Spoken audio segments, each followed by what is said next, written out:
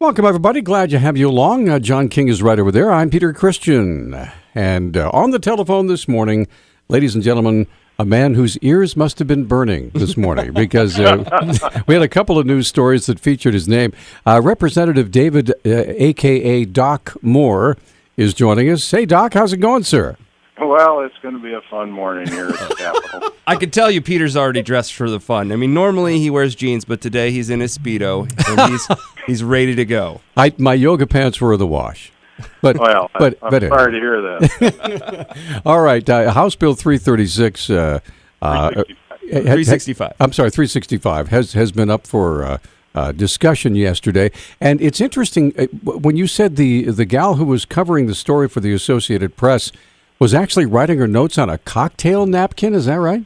Well, that's what it appeared to be to me. And she was also watching another hearing on a TV monitor in the hallway. So I'm not sure she was really listening to what I had to say. Do you think that the story was misreported at all? Yeah, yes, I do. But what can you do about it? It's already gone nationwide. Well, you could tell us what was wrong. What was misreported? Well, I'll tell you what, Doc. How about if I just read the story to you, all right? And you can tell me where it's wrong, all right? This is from the wires of the Associated Press. Hold on, here it comes. Yes, thank you. A Montana lawmaker is seeking to strengthen the state's indecent exposure law, stopping just short of his wish to outlaw yoga pants. Representative. If you strike yoga pants, that sentence is correct. Okay. Representative David Moore yesterday introduced House Bill 365 in the House Judiciary Committee in response to a group of naked bicyclists who rolled through Missoula in August. The proposal would expand indecent exposure laws to include any garment that, quote, gives the appearance or simulates, end quote, a person's buttocks, genitals, pelvic area, or female nipple. What are you giggling about? You almost said stimulates. Come on. How are you not laughing right now? Simulates, for crying out loud.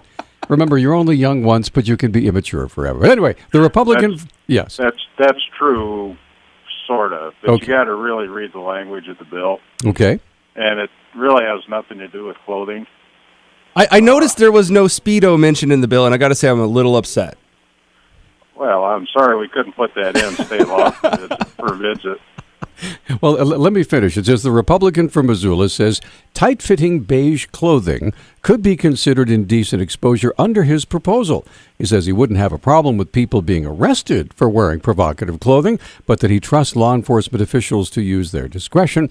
Moore says he believes yoga pants and men's Speedo-style swim briefs should be illegal in public.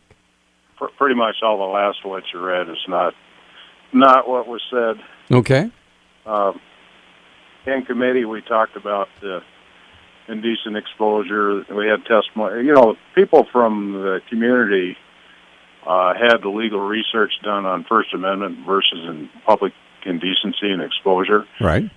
And just yesterday morning when I was getting my morning coffee, a woman at the snack bar was telling me when she lived in Townsend, she had a neighbor who would come out of his house naked, urinate in the front yard in front of her 2-year-old, and then wander into other people's houses, and she couldn't get law enforcement there to do anything about it.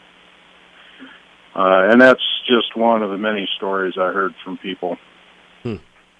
And so tell us what the bill actually would do if your bill was passed. Well, if you'd have to see the bill, but it updates current Montana indecency law and clarifies it, because remember the mayor and the city council said it wasn't very clear, and then when the ACLU threatened action, they just folded like a house of cards and didn't stick up for the myriad of citizens that did not want that to go on in the community. Yeah, so what would it make more clear? It clarifies that and also changes the penalty, because right now you can go to jail for life imprisonment under current law, although I don't think anybody's ever been locked up for that. Can you imagine telling your kids, Dad, why are you in prison? Well, son, I really had to go.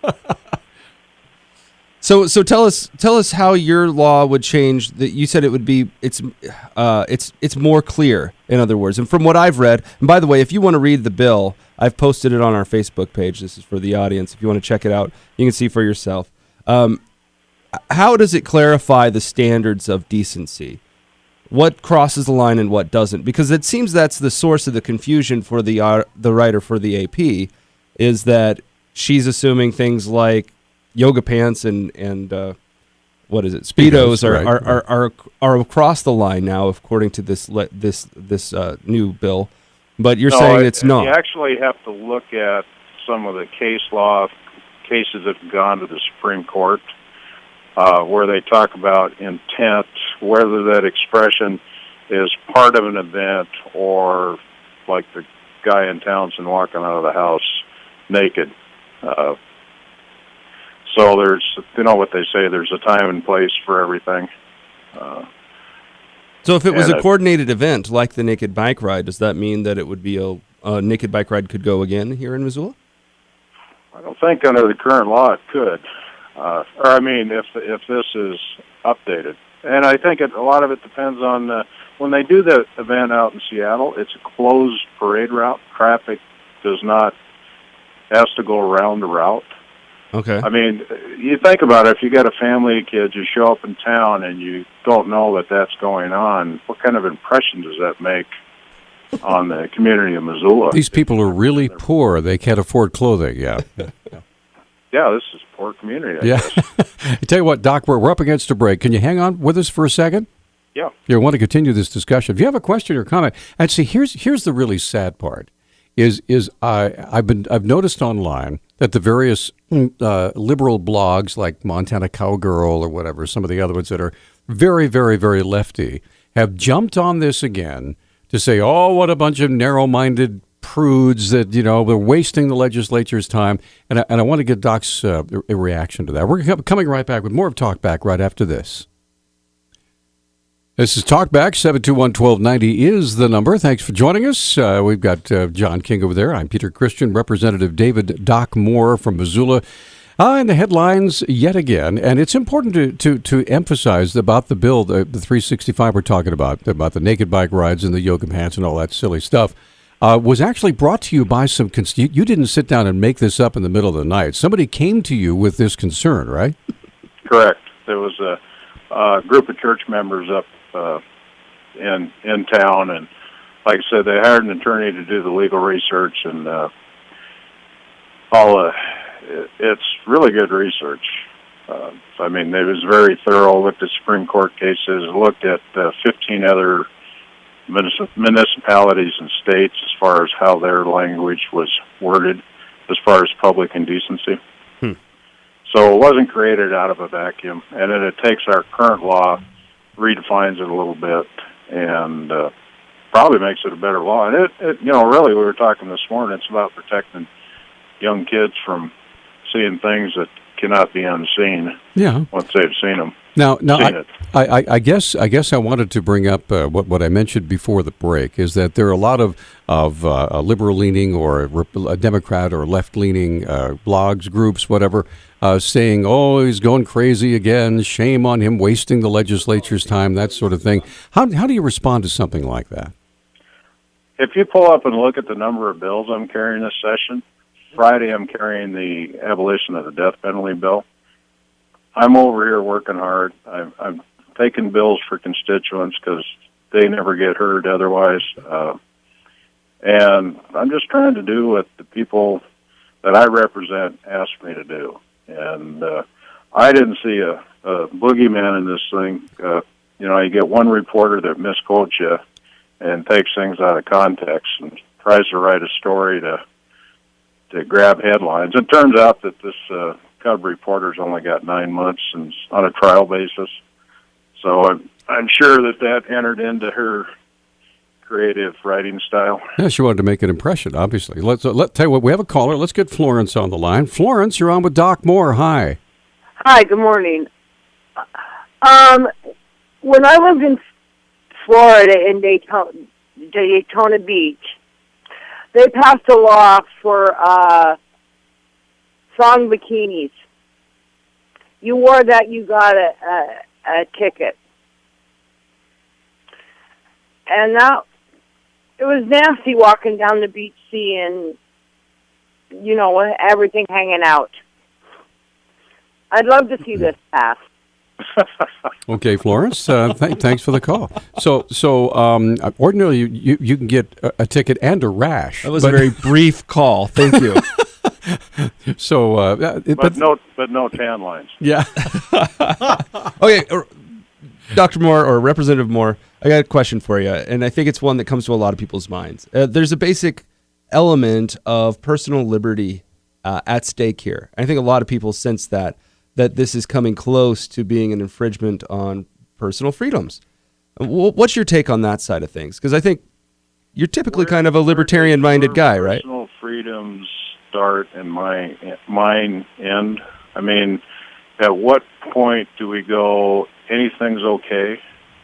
Well, a lot of people would say when it starts to harm somebody, and that a lot of people are overblowing the risks of public nudity, and it doesn't really harm anybody. It's normal. I don't know. I mean, people in Missoula are upset about that nude bike ride. And they didn't go downtown that day. They stayed home. They did other things. I think it actually harmed the downtown area, business-wise. I mean, I don't know. I don't shop downtown anymore, just because of some of the nonsense that goes on down there with panhandlers and these types of events. So in the hearing, what was the atmosphere? What was the reception of the bill? Is in this particular hearing, is there a vote taken, or is it just people listening to the bill and then considering it? Well, there'll be executive action on it, maybe today or sometime this week, and they'll vote it either out of committee or they'll table it. Well, actually, they were talking about doing an amendment to it because I had struck some language from current law. And so they're going to put that back in because that couple of sentences is linked to a couple of other pieces of legislation this session. And so I was okay with that. I mean, this law exists. It just is not very clear. And so what this is to give communities the ability to say yes or no if somebody comes to their town and says, we want to put on an event like this, then they'll have the legal standing to be able to say, yes, we'll allow it, or no, we won't, and this is why. I think that when the mayor took a lot of heat for not standing up, if you will, and saying, no, we're not going to do this, and allowed them to have their permit, what was your reaction to that? You had mentioned that the ACLU threatened to get involved, is that right? That is what I heard, and then I kind of read what the city attorney said. You know, and it's interesting that they won't fight them on that, but they'll fight landowners on South Avenue for 10 years over an illegal taking of right-of-way. Well, this city is really responsible. They would not get involved in a very expensive lawsuit that they would probably lose. They just would not do that. Oh, yeah. You're right there. Okay. Okay, well, there you go. Well, Doc, what else, before we let you go, tell us what else you're working on. I'm working on, like I said, the death penalty abolition bill on Friday. Today we have a hearing in transportation, which has to do with all-track ATVs. And I've got a couple bills to do with zoning and building codes coming up, and a small little liquor bill that has to do with distilleries in the state. Oh, tell me what that one is. Everybody gets interested. If it's got boobs involved or liquor, people are interested. So tell us what this one's about. We'll drink to that. Yeah, go ahead. This one is to allow small distilleries to not have to ship back to the state liquor store on a limited scale. They would be able to self-distribute. And the department's okay with it. Doesn't seem like it's going to be a problem. It's in the draft, right? It's getting drafted right now. Okay. And that's kind of a whole other conversation. But there's a distillery up north that they have to send it to Helena, so their buyers end up running out of product for a couple of weeks just because of the time lag. Okay, tell you what, Doc, we've got one more caller who wants to visit with you. Mike, you're on with Doc Moore. Go ahead. Yeah, good morning, Doc. I want to know where you stand on Jennifer Field's hairpin idea of having the federal government take over our state land, and I'll tell you why. Because I'm a trapper, and I legally can't trap on state land. I don't need another couple million acres I can't trap on. So where do you stand on that? Well, I haven't seen her bill yet. What does her bill want to do? Well, it wants to transfer the federal land to state control. And as a trapper, I can't legally trap on state land unless I get permission or bid on the stupid thing. Everybody can hunt on it. They can fish on it. They can ride their bikes nude on it. But a trapper cannot. The state was given 4,000 acres on Fish Creek. Now, that's 4,000 acres. A couple hundred hunters can hunt on it. But no, we have to go to the state and say, could you please allow 4 trappers to be on your 4,000 acres? And I don't see any brand on there that says a fur-bearing animal or a predator belongs to the state. You have to get their permission. Unless, to me, I'm absolutely opposed to this idea for that one reason, because we're discriminated against. And unless, of course, you're naked while you're setting out your trap. That would be all right. You don't want to slip and hit that hinge a little too quick, let me tell you. Hey, Mike, thanks for the call. Yeah, bye. Thanks, Mike. I'll have to look into that a little bit more. I don't think anything's going to happen for quite a while, if ever. All right. Well, listen, Doc, we're up against a break. We're going to go ahead, John. I got committee to go to anyway, okay, so thanks for having me on today. Thanks, Doc. Take care. Thanks so much. Too. That's Representative David Doc Moore, and a guy who's a very good sport, by the way. He's working hard. I told the guy, and I don't think he's going to take me up on it, but the surefire way to get this bill passed, to get more people supporting it, would be for Doc himself to wear a Speedo to the next presentation. And clearly I think that would sell a lot of people that shouldn't be there. We'll be right back. Right after this. There's John King sucking up to the guest again. 721-1290 is our number.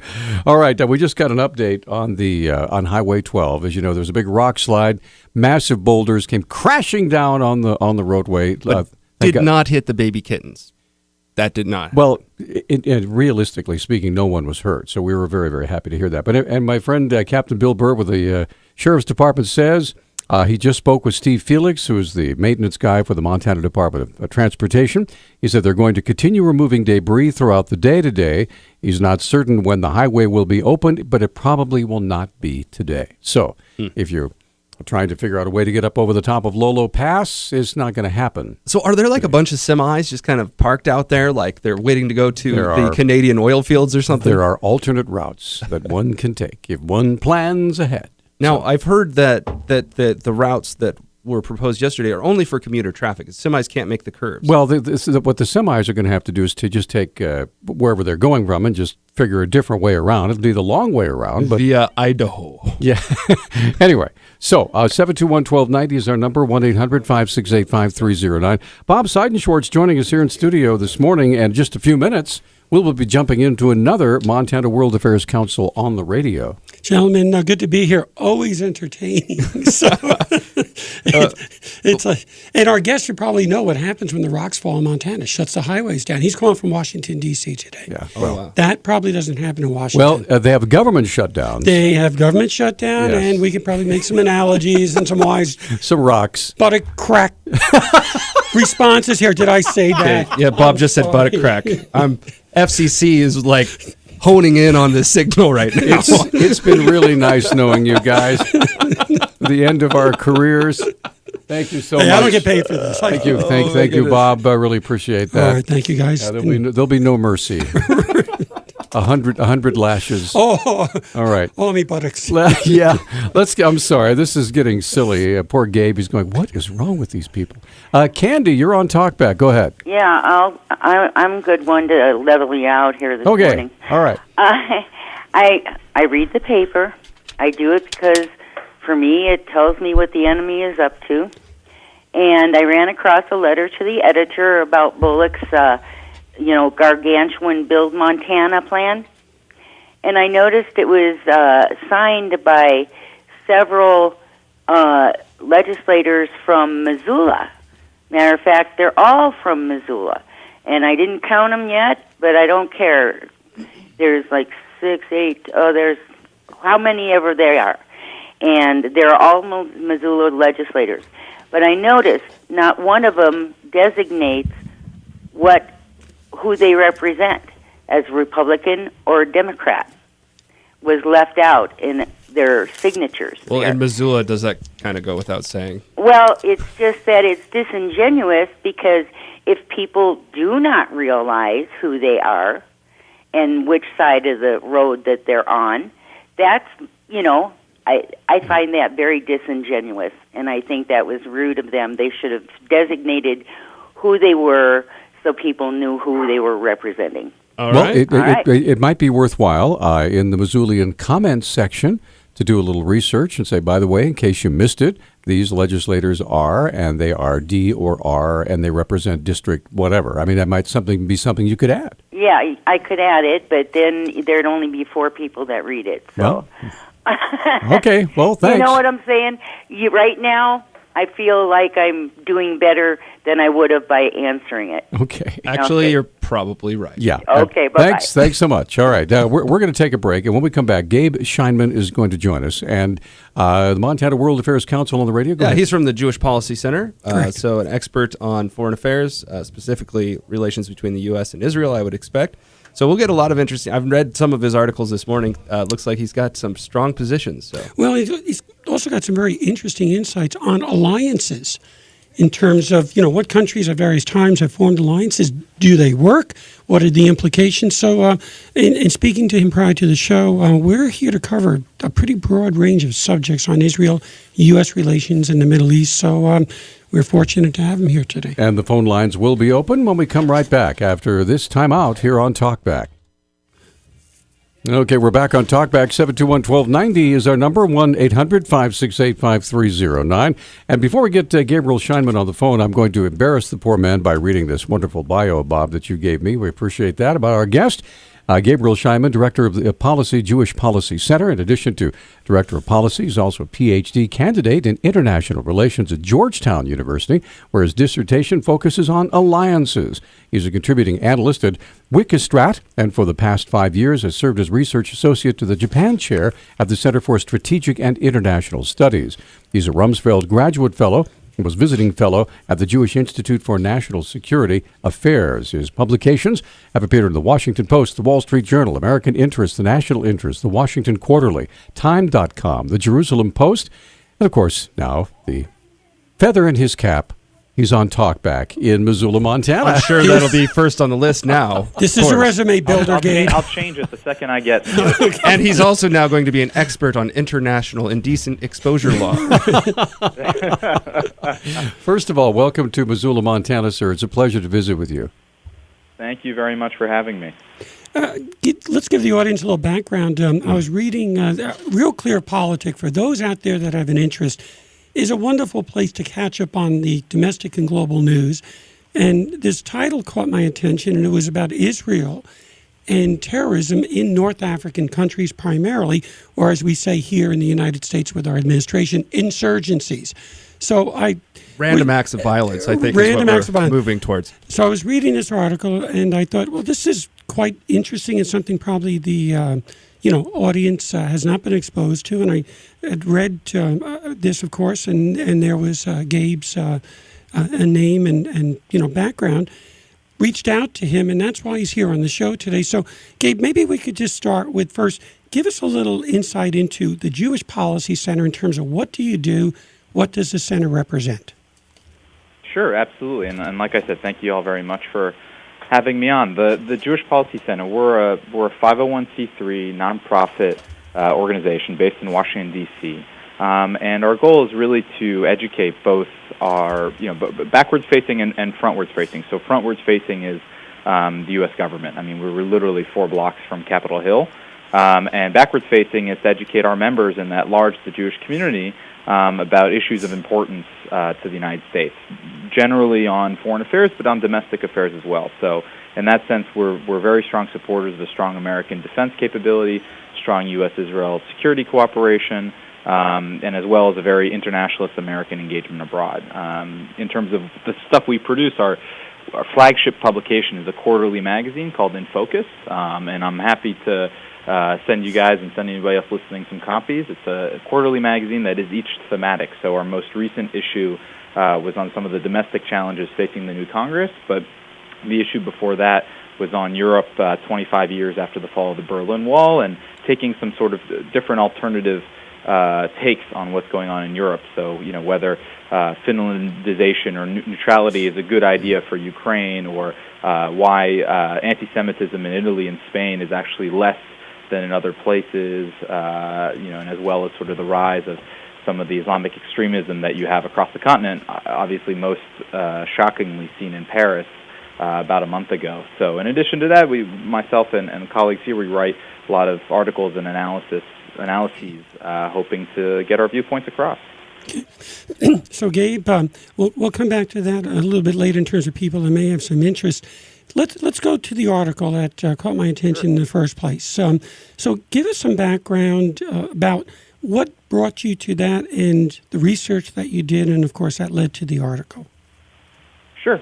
So the article Bob's referring to is I titled "Israel: An Asset for Africa," and the plug or the hook is that if you go back to the big rally of world leaders in Paris after the terrorist attacks in Paris about a month ago, you had in the front line of those leaders, in addition to the President of France, Chancellor of Germany, and Prime Minister of Italy, Prime Minister Cameron of Britain. I mean, noticeably absent was our president, but in the front line you had the Prime Minister of Israel, and he was locked arm in arm with the President of Mali, who was the sole African leader actually in the front row. And he's there because he was very close and very thankful for the French military intervention that is still ongoing, but started about a year and a half ago in Mali to basically fight back an Islamic insurgency. But the more interesting part is that Israel and Mali don't have diplomatic relations.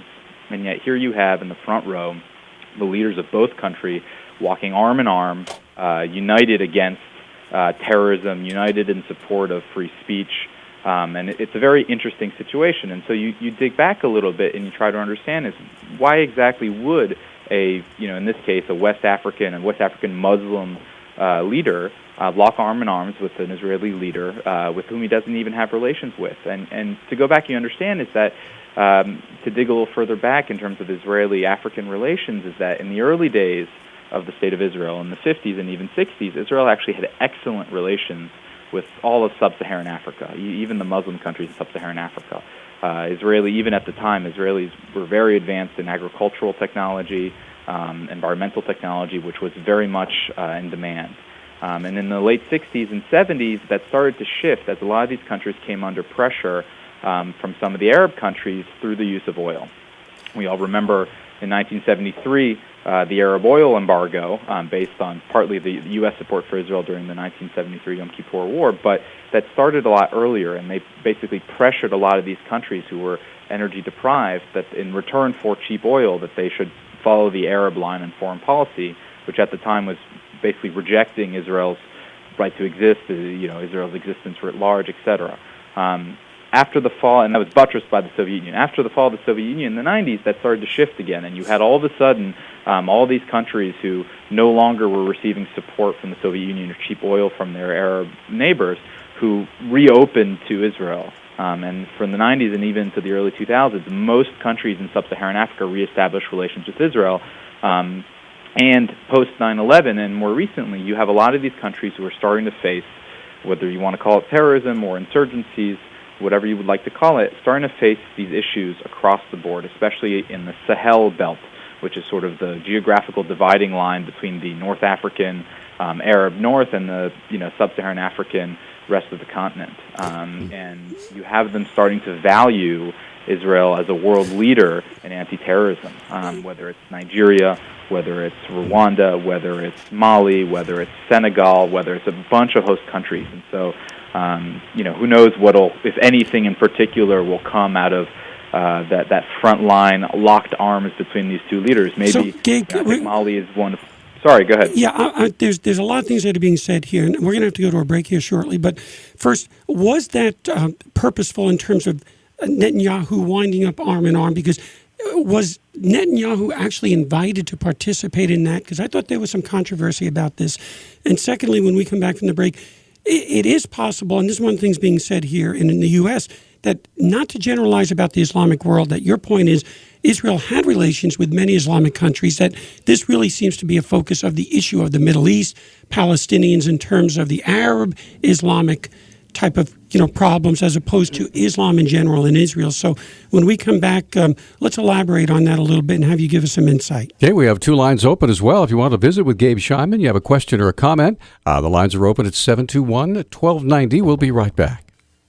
Hey, we're back on Talkback. It's Wednesday, February 11th. That's John King over there. Bob Seidenschwartz in studio with us from the Montana World Affairs Council on the radio. Joining us on the telephone from Washington, D.C., Director of Policy, Jewish Policy Center, Gabe Scheinman. And so you just asked a couple of questions before the break, Bob.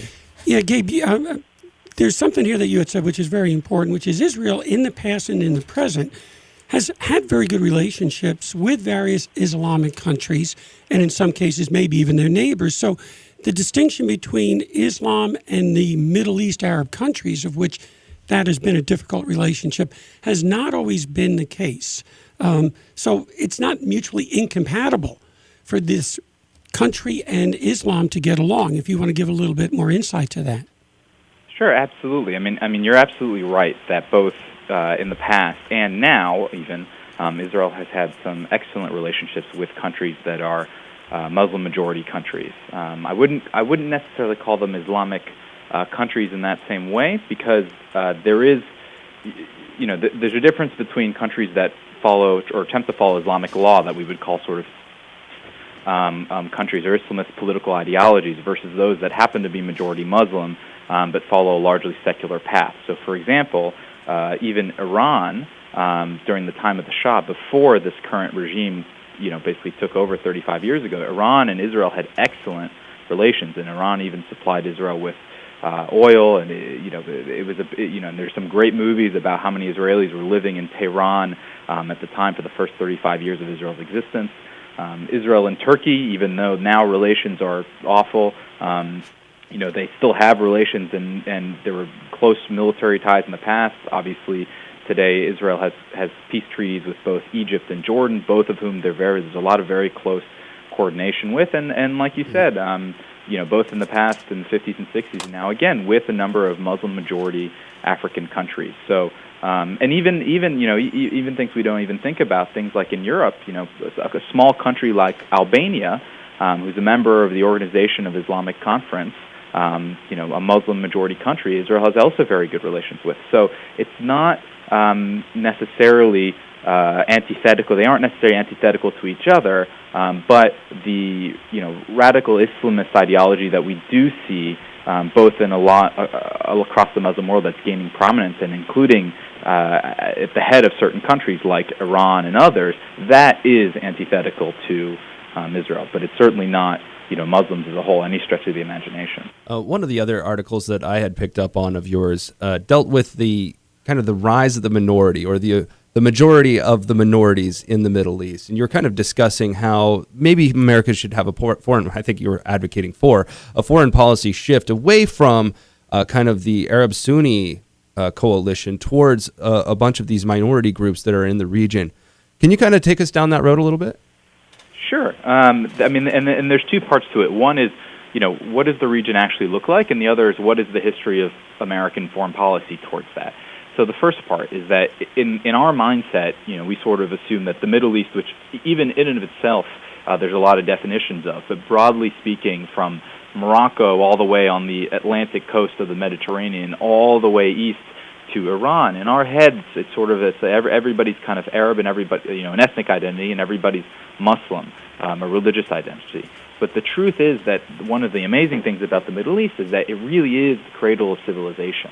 And as a consequence, you have so many other types of both ethnic and or religious minorities. So on the ethnic side, it's not everybody's Arab. Some are Turk, some are Kurdish, some are Persian, some are, the list goes on. And on the religious side, not only are there big divisions within Islam, but there are non-monotheist religions, not even non-Christian, non-Jewish, non-Islamic religions that still exist, such as Yazidis, who kind of came into prominence last summer when they were under siege by Islamic militants in Iraq and in Syria, or Zoroastrians, or Chaldeans, or there's a bunch of others like that. So if you actually look at the Middle East as a whole, it's not such as monolithic culturally as we make it out to be. So yeah, one of the easiest things for me to, like, when I'm trying to explain that, is just to explain to people that the term Aryan, which became popular under Nazism, right, for like the blonde hair, blue eyed kind of look, the same root word is the root word for Iran.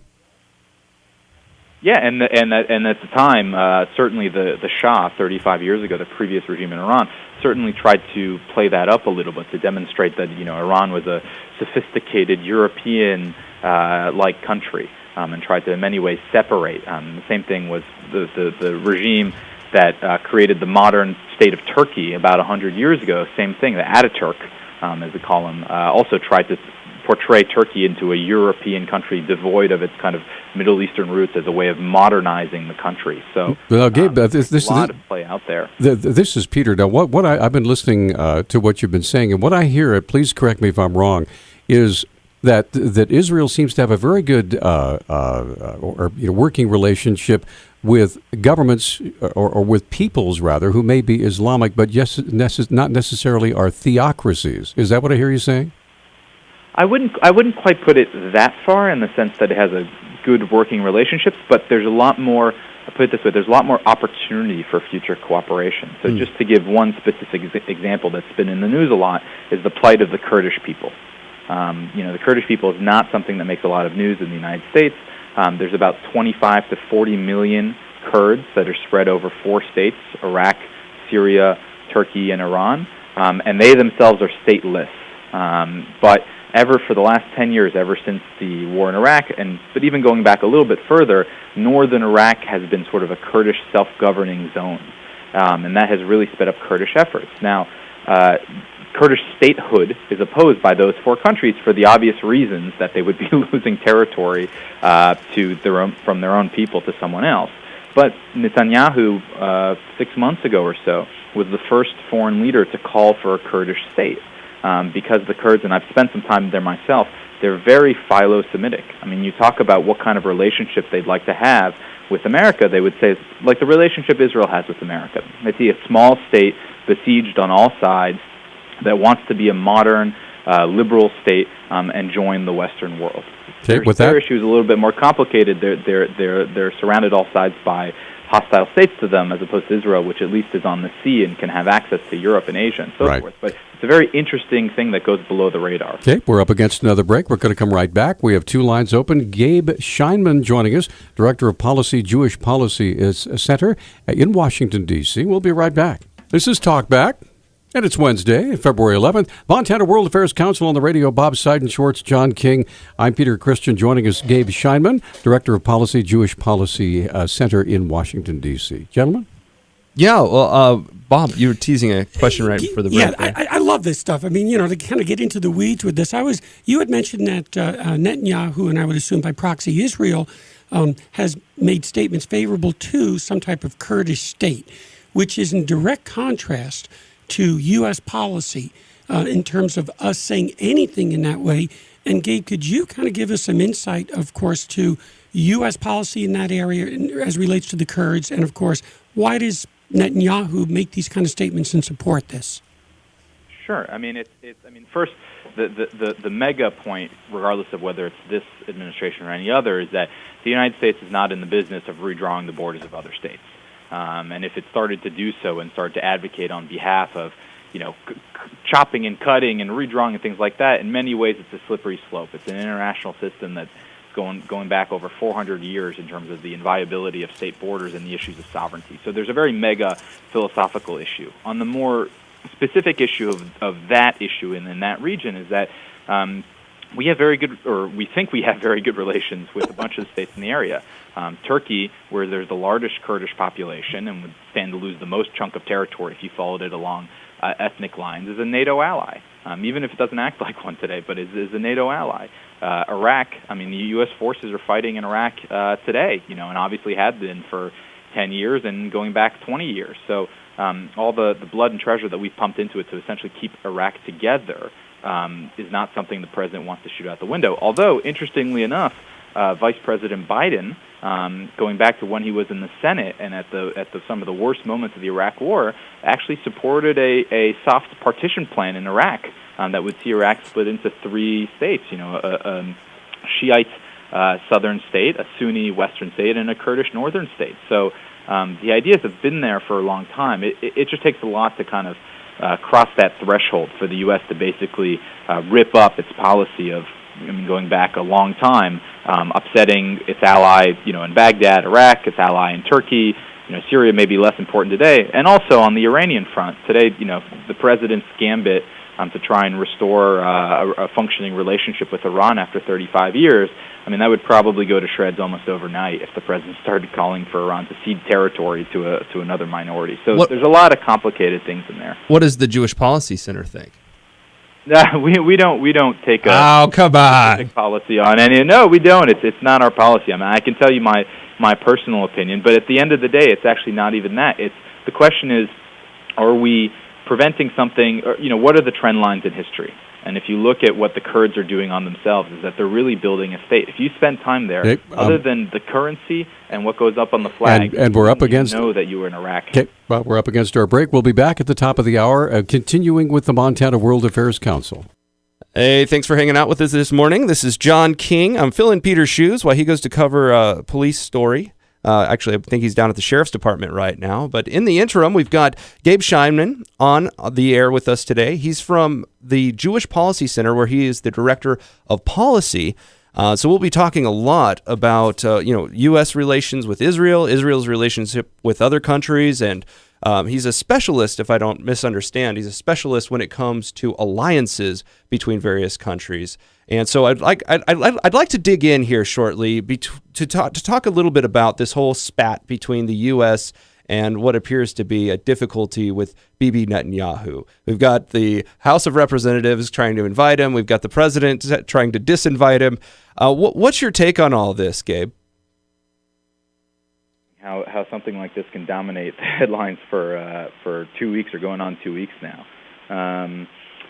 Look, it's a tricky issue. The administration is basically shunning the leader of its closest allies because it says that it doesn't want to give. Israeli elections are scheduled for 2 weeks after Netanyahu's speech to Congress. So then the administration is concerned about giving Netanyahu a platform in which he can boost his re-election chances. In Congress itself, you have a number of congressional Democrats that have said that they're going to boycott the speech because they don't like that the House Republicans have turned Israel into a partisan issue. And at the end of the day, the Prime Minister of Israel, all he's saying is that I disagree with the President's Iran policy and I want to talk about it. So there's a lot of stuff going on. I think the key thing to actually talk about here is that you have a fundamental difference between the American administration and the Israeli government over what to do about Iran. That to me is the crux of it, and I think people are not talking about it as much. So a lot of people haven't probably been following this that closely. Let me give you my layman's. This is kind of cursory reading of the news. From what I can see, the U.S. is in kind of negotiations with Iran, and these negotiations kind of would open Iran up to the world in a little bit more of a way than it has been in the past. And Israel is deathly afraid of that and does not like that move. Because they have been threatened over and over and again by Iran. So what is the basic position for the U.S. and Israel, and have I got any of it right? You definitely have the overview absolutely right. It's the negotiations themselves are theoretically limited to the issue of Iran's pursuit of nuclear weapons. Okay. But I think both the administration wants to, and the Israeli government is afraid that they will be these nuclear negotiations will be used as the first step to a normalized relationship between the U.S. and Iran. I don't quite want to go so far as to call it a partnership, but to some sort of coordinated understanding about the region as a whole. Even to the point that the administration seems to have changed its policy with regards to Syria in order to not upset the nuclear negotiations. So the nuclear part is almost like the bait and switch that can go into something deeper.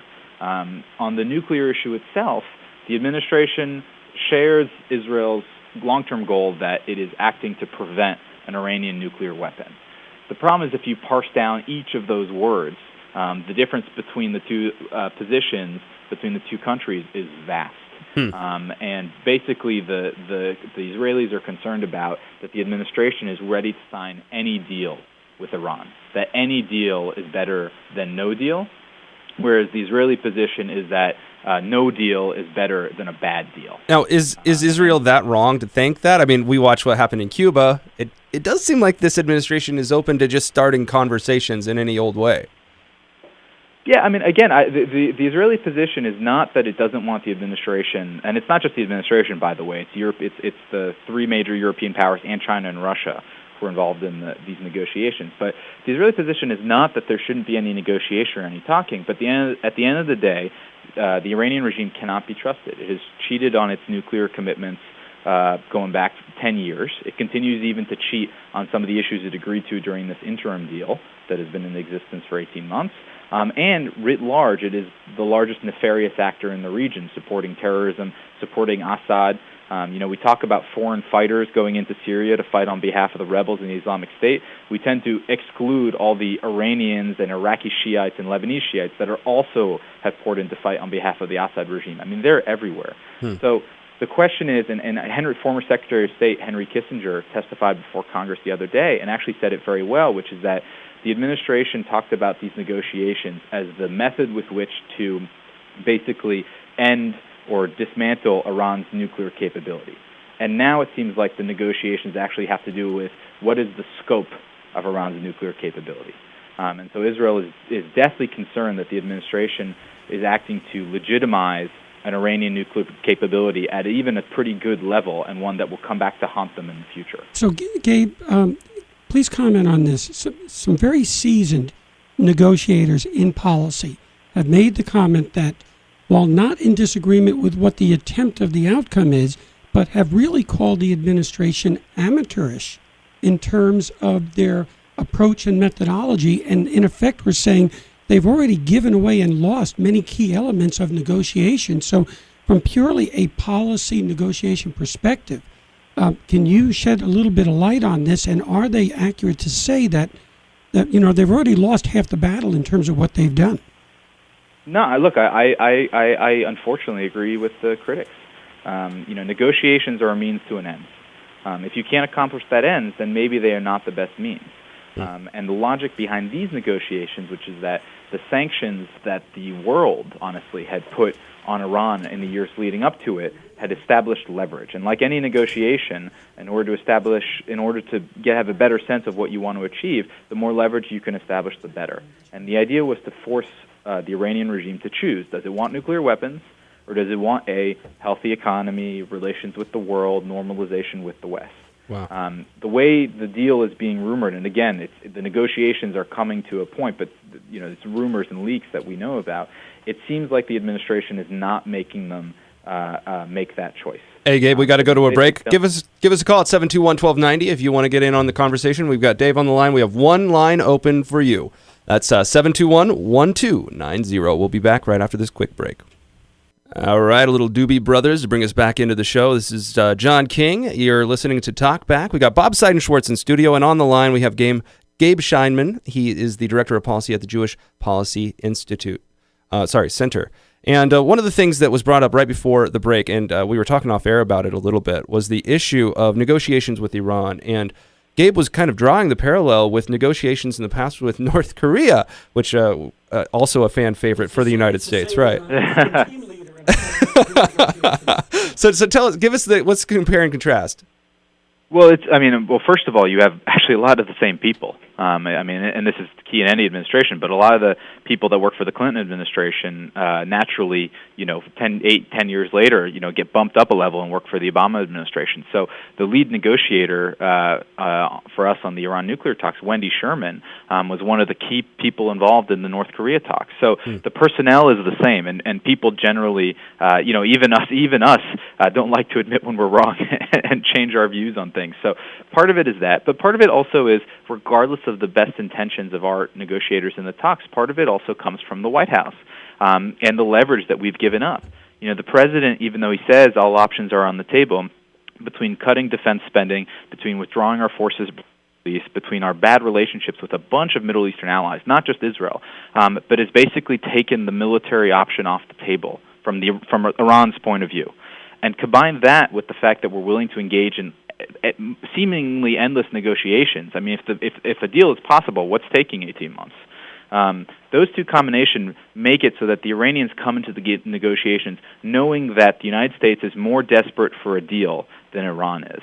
And that hangs over the negotiations, no matter what the best intentions of our actual negotiators. All right, let's go to our phone call. We've got let's see, it's Dave on the line. Dave, thanks for joining us this morning. How are you doing, sir? Yeah, good morning. I'm fine. From what I can see, we have two different agreements here.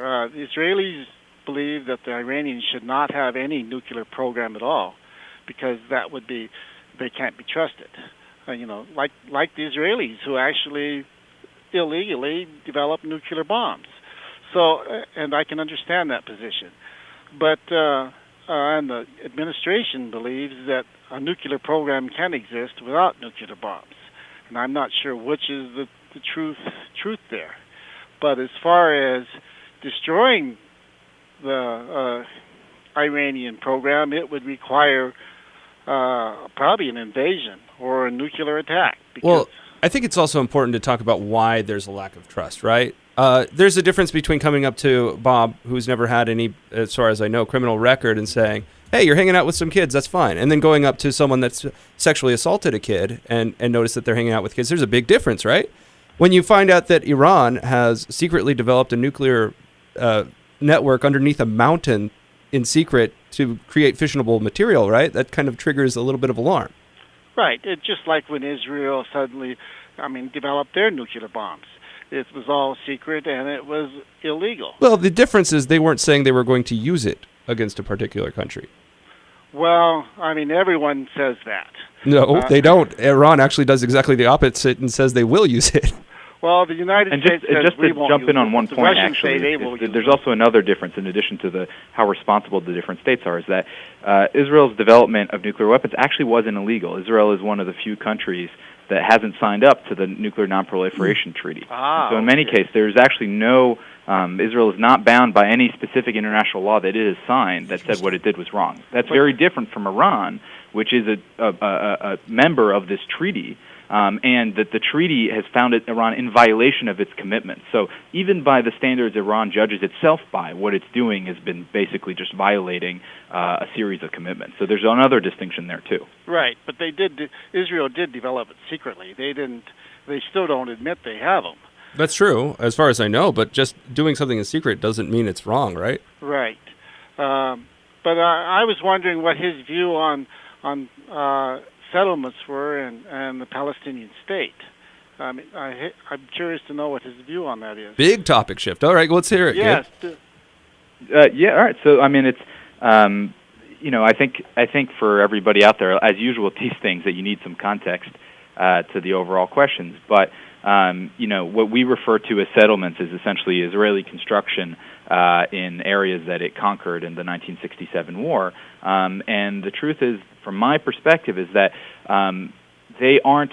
Are they a issue between Israelis and Palestinians when it comes to some sort of final agreement? Of course. Are they the issue? I don't think so. Both Palestinian and Arab attacks on Israel existed long before settlements even came into being. That's why there was wars in 67 and 56 and 48 and terrorism going way back before that. Well, the settlements themselves are the result of a war that they lost.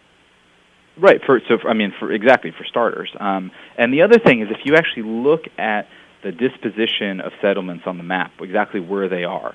And again, I don't have the exact percentage on me, but it's something like 85% or 90% of the settlers are on basically 8 or 9% of the West Bank.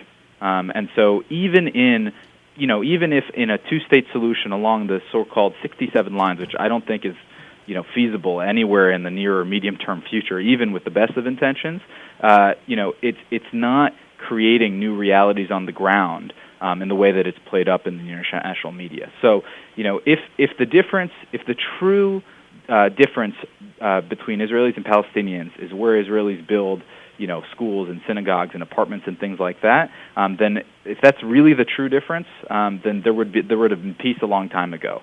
But the reason there isn't a peace and the reason there isn't a Palestinian state has a lot to do with the self-defeating actions Palestinian leaders and Palestinian people have taken for going back several decades. We only have about 30 seconds left. Dave, did you have another question? Yeah, if if Israel decides to make it a one state and access all the West Bank into their country, wouldn't they have to allow the Palestinians the right to vote and what have you, and eliminate the Palestinians do have the right to vote in If Israel. you are an Not Israeli citizen, yes. not a Palestinian But living in the West Bank or Well, Gaza. I'm talking about the land Israel conquered recently on the West Bank in '67. If they turn that into their own country, they would have to allow the Palestinians on the West Bank a chance to vote. I'm going to have to get Gabe's response after the break here. We're going to a break. We'll be right back. We have one line open, 721-1290. Dave, I'll keep you on the air to respond, okay? Oh, okay. All right, we'll be right back. All right, we're back on Talk Back, speaking with Gabe Scheinman from the Jewish Policy Center, and we also have Dave on the line, and I believe as we were transitioning out there, we were discussing a hypothetical, what would happen to Palestinians and whether or not they'd be able to vote in a future where Israel actually made the West Bank and other areas that they occupy as part of the Israeli state proper. So Yeah, Dave, sure. So, I mean, go ahead, Gabe. The first thing to remember is that Palestinians do have a right to vote. You know, even Palestinians in the West Bank and Gaza vote for their leadership, and they have since the Oslo Accords, so going back 20 years now. And so when we talk about the president of the Palestinian Authority, you know, Mahmoud Abbas, is that he is elected by Palestinians. There's a Palestinian legislature. It's unfortunate, but it's the truth that about 9 years ago, Palestinians voted in what all intents is a free and fair democratic election for Hamas, you know, an internationally recognized terrorist group. So, for starters, the Palestinians do have a right to vote as existing. I don't think that Israel has any plans whatsoever to annex the entire West Bank, but those Israeli politicians who argue for either total annexation or partial annexation talk about very openly that, therefore, the Palestinian individuals who live in those areas would be granted Israeli citizenship and would have the full right to vote and all other rights, just like Israeli Arabs who currently have Israeli citizenship. So, from a democratic and liberal perspective, you know, I don't think Israel is anywhere close to even thinking about treating people differently in that sense. Thanks whether for your it's a wise thing call, to do Dave. or not, that's a Can I separate have question. a comment? Yeah, real quick. Okay, about the Iran thing, to jump back there, our chairman of Joint Chief of Staff has said publicly that military option of bombing Iran would not eliminate their nuclear program, and I'm not sure what the other alternative would be. Thank you. All right. Thank you. Yeah, I mean, it's kind of hard to bomb a program that's built underneath a mountain, I believe, right? So Gabe, what would be the tactic? What do you think? Which country has it right, and how do you stop nuclear proliferation and an Iranian? I mean, I'm no military analyst, so it's hard for me to but on the operational level, it's hard for me and frankly for I think anybody who hasn't really done all the operational planning, the contingency planning, to really know, you know, how many sites do you have to hit? How do you have to hit them? What are the repercussions? What assets do you have to bring to bear? What's the response? I mean, there's a whole calculation to go down that road. Mm-hmm. I think the United States and Israel and anybody who's concerned about Iranian nuclear proliferation, we would all much prefer that, you know, the Iranian quest for nuclear bomb is stopped totally peacefully. You know, I think that there's a certain logic out there to be able to try and bring economic, political, diplomatic pressure to bear in order to make Iran have to choose. Does it care about its nuclear program, or does it care about the well-being of its citizens? You know, and one of the arguments that the administration will use, and I think there's some merit to it, of course, is that the sanctions, what really worries the supreme leader in Iran is not necessarily an attack from the United States or others, but it's a revolution from within. And you saw it a few years ago, if people remember, the Green Movement, where there was a sort of spontaneous protest of Iranians across the country based on what it saw was a fraudulent presidential election in 2009. That is what the Supreme Leader worries about the most. And as the economic situation was getting worse as a result of the sanction, if Iranians were starting to blame their leadership for it, then that is a greater threat to the leader than anything else. So Gabe, I believe that is... we need to reestablish a lot of the leverage that we've given up over the last year and a half. Gabe, there's a couple of things I want to go back to. We were talking about off air, but you just said something that I think is at the heart of the administration's policy, is their belief that going forward, by taking the tack that they are, that a revolution or a change of the old guard and a entering into the global community is what they're hoping for in terms of that next generation. And is that a legitimate policy based on historic and present to even stand on with that expectation? I mean, the truth is, and I'm not trying to be coy, the truth is we just don't know. We often talk about, both on the right and the left, about how the Iranian people are pro-Western and they're sick of this clerical regime, and all they want to do is restore their prestige and rejoin the international community. But there's still thousands in the street at rallies who chant "Death to Israel, Death to the United States." Even the Green movement that I was referring to, that was trying to support a couple of these presidential candidates who have since been put on house arrest and all these things, the official policy of that movement was full support of the nuclear program. So it's hard to really know, and you can't really poll these things because ordinary people are deathly afraid of the regime. And so when American pollster or someone calls them on the phone and starts asking them political questions, they're not going to tell the truth for fear of their own life. So it's hard to tell what the actual Iranian people think about this. At the end of the day, as much as we would love to help this, what matters to us is what are American interests and how do we go about achieving them. All right, we've got another break coming up here. When we get back, I was watching the interviews with AP's Matt Lee and State Department Representative Jen Psaki. I also watched some clips with Josh Earnest the other day, and I'm not a Jewish guy, just regular yokel from Scotland originally. So when it comes to this issue, though, I was pained watching them do backflips to not talk about the terror events in Paris as targeting Jewish people. It just seemed so happened to be obvious. A deli that they ran into, right? And a kosher deli, just pure happenstance. It was a random act of violence. Right. Okay, so anyway, that was a quote from the president's interview with Vox, and so I want to play this clip, and I want to get Gabe's reaction to it right after the break. We'll be back in just a second. Give us a call at 721-1290. All right, we're back on Talkback. This is John King. We're speaking with Gabe Scheinman, Director of Policy at the Jewish Policy Center, and I had kind of briefed before the break that I wanted to bring up this the issue of the State Department, and the current administration has had difficulty at times kind of phrasing the way that they want to approach the issue of terror internationally. Over and over again, they've been pressed to describe it as Islamic terror, and they will back away from that every time. But another thing that came up was in a recent interview with some of the staff over at Vox, the president said that there were events in Paris that were random acts of violence. Right. And, anyone that remembers the event, right, there was a hostage taken and a situation in a kosher deli in Paris. And this is the way that the State Department is talking about it, or not talking about it, if you will. I want to play this for you, and I wanted to get Gabe's response. So here we go. Oh. St. Peter forgot to teach me how to push the right button. There we go. Yesterday, the president at his news conference raised some eyebrows by saying that the victims of the shooting in Paris at the kosher deli were random. Your colleague at the White House has apparently said something similar today. Is that really does the administration really believe that these people, that the victims of this attack were not singled out because they were of a particular faith? Well, as you know, I believe, if I remember the victims specifically, there were not all victims of one background or one nationality. So I think what they mean by that is, I don't know that they spoke to the targeting of the grocery store or that specifically, but the individuals who were impacted. Well, right, but when the secretary went and paid respects to it, he was with a member of the Jewish community there. Naturally, given that is the grocery store is one that... Well, don't you think that the target, maybe even if the victims came from different backgrounds or different religions, different nationalities, wasn't the store itself was the target?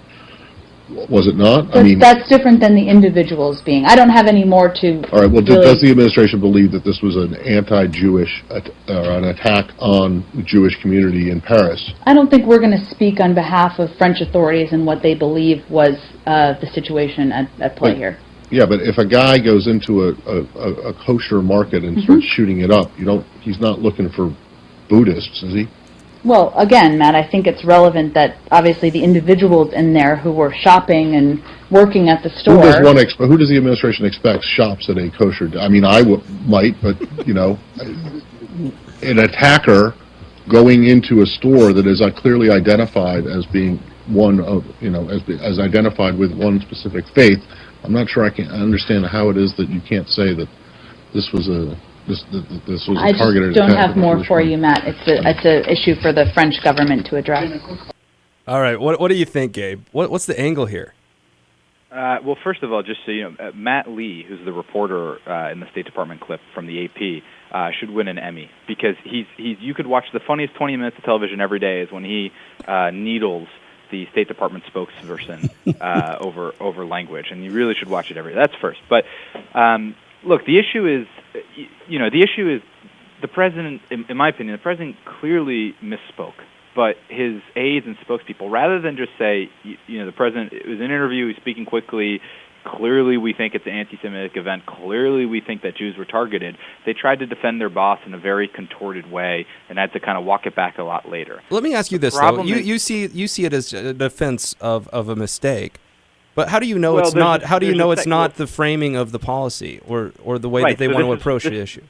This is where this is my next sentence, which is that, on the one hand, I do think it was a mistake, but the problem is that over the last 6 years, the administration has done gymnastics with the English language to try and explain away these things. So if you remember, back in 2009, the Fort Hood terrorist attack with Nidal Hassan in Texas, well, at first they called that workplace violence.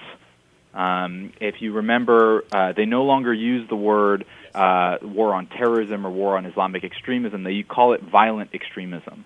I think they even called another thing something like a man-made disaster as opposed to like natural disaster, things like that. So, the problem is the shred of doubt where this comes from is that the administration has had a policy to try and downplay violent, attacks from Islamic purists or Islamic militants. So, Gabe, so that's where I think a lot of it happens.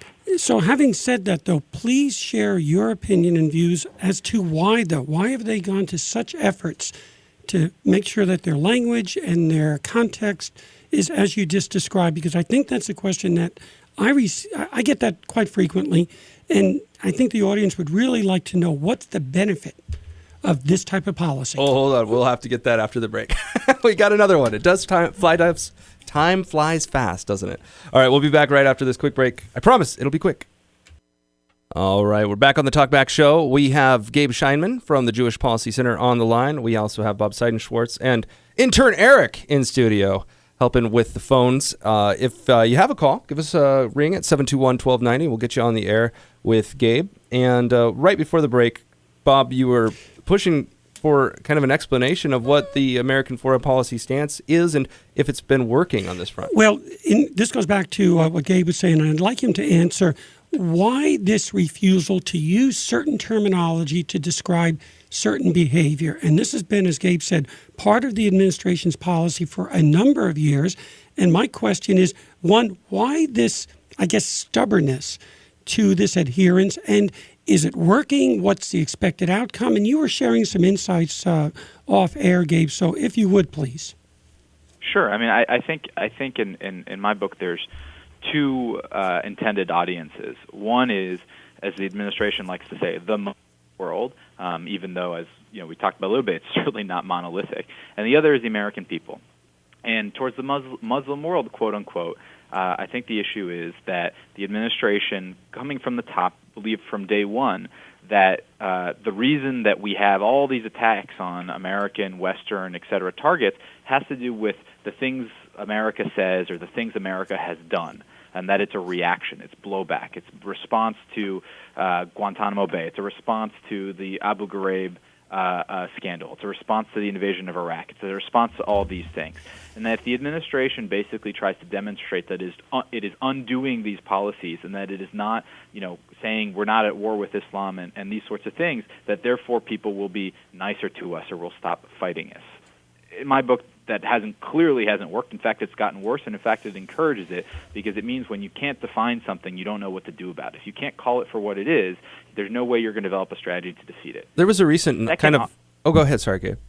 So I would say the second audience to that, and I think it's equally important, is the American people, which is that, I think the president would prefer that he be able to focus his efforts on domestic politics, whether that's healthcare, immigration, the economy, whatever it may be.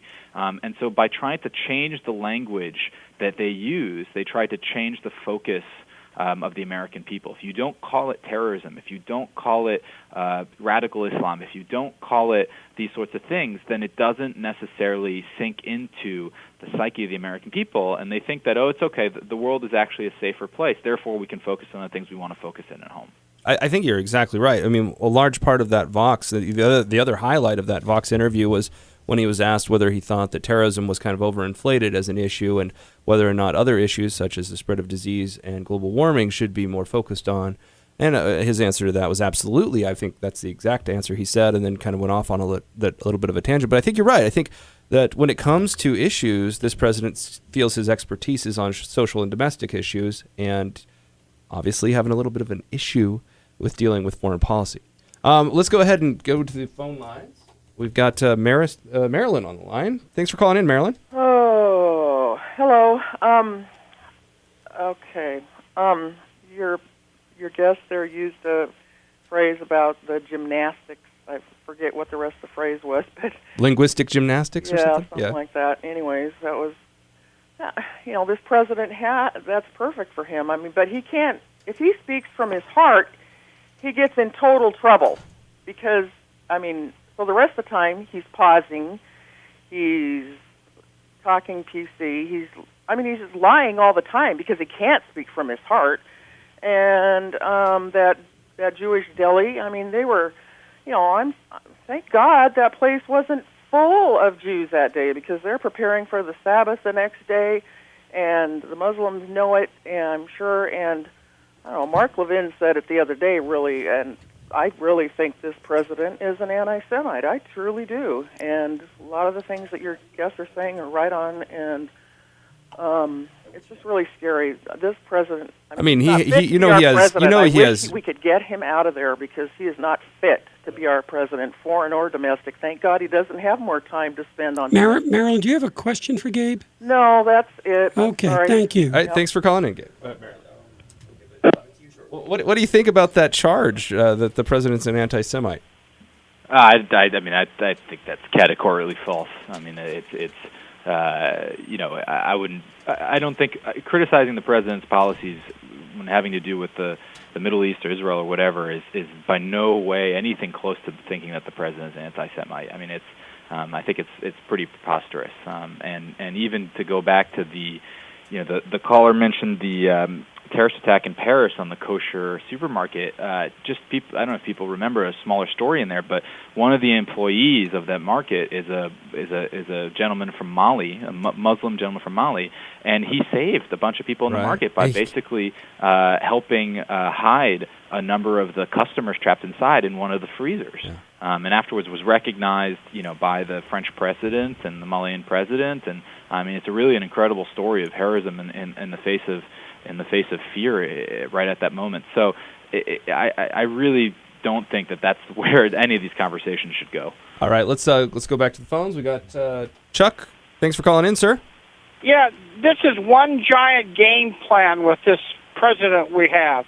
He wants to say it a certain way so he can announce he ended the violence in the world. He did this, he did that, when in fact he's just rephrasing it and rewording it and repackaging it.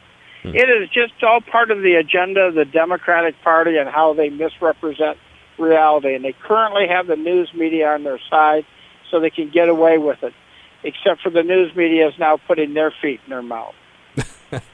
Well, it's hard, and rocket-propelled grenades in their mouth as well. Thanks for your call, Chuck. You're welcome. So what do you think about Chuck's point? I think that he has part of a point at least. The president has declared that they ended the war in Iraq and ended with withdrawal in Afghanistan, and saw those as opportunities to kind of declare that the job was done, that we had accomplished what we came there to accomplish. And yet, right after we back out, everything kind of goes into a tailspin, and we have to go back in. And that doesn't look like success in the eyes of most Americans. Well, and to drive the point home, just at the end of last week, the administration released its security strategy, which is a big 40-page document that's released every 4 years that tries to outline an administration's policy towards the world, and you actually can't find the word victory or win or winning in it. So when it talks about a lot of these conflicts where you have American forces fighting, whether it's in Iraq or Afghanistan or at the time in Libya, or the kind of general war on terror, even though we don't call it that, in Somalia and Yemen and elsewhere, the president doesn't talk about what is our strategy for victory. What does that look like? There's no question it would be difficult and costly, and those are costs that I think the American people really need to think about. But it's not even phrased that way. So it's very difficult to be able to say, how do we win if we don't even identify what victory looks like, and we don't call our enemy by its real name. All right, we got to go to another break. It's the last one, and it's only a minute, I promise. We'll be right back. All right. See, we're right back. That didn't take long at all, did it? Very painless. All right, we're back on the Talk Back Show. We've got Gabriel Scheinman on for just a little bit longer, director of the Jewish Policy Center's policy branch, I guess I could say. That probably a little bit better. Anyway, Bob, why don't you transition us out of the show here? You had something you wanted to get back to before we run out of time. Sure. I mean, the biggest upshot, and this is why I think Netanyahu is so intent on speaking before Congress and making the case for what he believes elsewhere. But the issue is that, number one, it is concerned that if the United States signs a deal with Iran, it basically is legitimizing an Iranian nuclear capability. And as a consequence, Israel feels like its options get constrained, and that it increases the likelihood of an Israeli military action. Combined with the fact that if Israel were to take military action, the diplomatic scenario surrounding it has changed massively from 2 years ago. Israel will be seen as the bad apple. It will be seen as the reason that this whole diplomatic gambit fell apart. And so in many ways, the administration's desire to sign a bad deal with Iran puts a double squeeze on Israel's ability to maintain all options on the table. And I think that's what worries the Israeli Prime Minister more than anything else. I wanted to ask you real quickly, there was an instance not too long ago, John Kerry kind of was going off the cuff and described some of the outrage Not the Arab first time. going off about a lot of the outrage in the Arab world being over Israeli-Palestinian relationships. And I think if we recall, when Kerry first took office, the focus was supposed to be Israel and Palestine. I mean, he was trying to make a big play to solve that issue. I wanted to get your take on that. You had mentioned earlier that it's something that's kind of overstated as an issue. What do you think the real issue is? I mean, the real issue is that there are many issues in the Middle East, and I wouldn't argue that it would be hard to say that there's a single conflict or a single axis around which everything else revolves. But, to be clear, if you simply just look at what's gone on the last few years in the Middle East, none of it has to do with Israel. If you look at the quote-unquote Arab Spring, which you can't really call that that anymore, but the sort of tumult that swept through the Arab world, it had nothing to do with Israel. You had people protesting against their own regimes for a whole lot of different reasons, toppling a number of them. If you look at the Sunni-Shiite conflict that goes back, over 1,000 years, the words coming out of the mouths of the leaders of Sunni Arab states, whether it's the King of Saudi Arabia or others, when referring to Iran, are almost identical to what Netanyahu and other Israelis say. So there's a whole lot of issues going on here that have nothing to do with where Israel builds apartments in the West Bank or what the Palestinians do about it. In many ways, the Palestinians have actually gotten marginalized as a consequence, because you have more and more leaders in the region who say, you know what, I kind of support you guys, empty rhetoric, but I have so many other things to worry about. So do you think that Kerry and the administration are buying into a false line? Yeah, I mean, look, I wrote an article a month or two ago called Netanyahu is the Israeli Copernicus. And Copernicus, the Prussian-Polish physicist going back in the 15th century or 16th century, basically was arguing the fact that the heliocentrism universe did not. Yeah, exactly. The universe did not revolve around the Earth, but everything revolved around the sun. And the Catholic Church argued that everything revolved around the sun. And I was trying to make the parallel. It says the United States, or this administration, seems to often say that everything in the Middle East revolves around the Israeli-Palestinian conflict. And what Netanyahu, Israelis, and even a number of Arab leaders are both saying and doing by their actions is saying no. There's some things that have to do with the Israeli-Palestinian conflict, but most do not. Iran is not trying to acquire nuclear weapons because Israelis build synagogues in the West Bank. The Houthis in Yemen didn't take over Yemen because Israelis trying to build apartments somewhere in the West Bank. The people of Egypt didn't rebel. You haven't had 3 Egyptian regimes in the course of 4 years because of anything Israel has to do. So, the administration seems to not quite understand it, and it's colored a lot of their policy. All right. Gabriel, thank you so much for being with us today. We're almost out of time. Give people a website or an address where they can find out more. Sure. I mean, our website, the Jewish Policy Center, is www.jewishpolicycenter.org. Pretty straightforward. It's where we publish a lot of our articles, our magazine, and you can contact us through there. And more than happy to send people material, put people on our email list to hear what our views are. All right. Well, thank you so much for being with us today. Thank you so much on behalf of the World Affairs Council. Thank you for having me. That's right. It has been a World Affairs Council day, by the way. Thanks again for bringing such great guests to us, Bob. Tomorrow, we'll have a very local discussion about pawn shops and a new law that people a Missoula area policy that people are complaining about as being an infringement on people's Fourth Amendment rights. Should a pawn shop be required to report what sort of item that Bob might choose to pawn or that John might choose to pawn? Pawn, P-A-W-N, yes. Yes, Bob is clearly stuck on the first half hour. I can't get it out of his mind. He's all dressed to go, too. I'm glad you didn't wear your Speedo like Peter did. It's good. All right, we'll be back tomorrow, and more talk back on the way. Have a great day.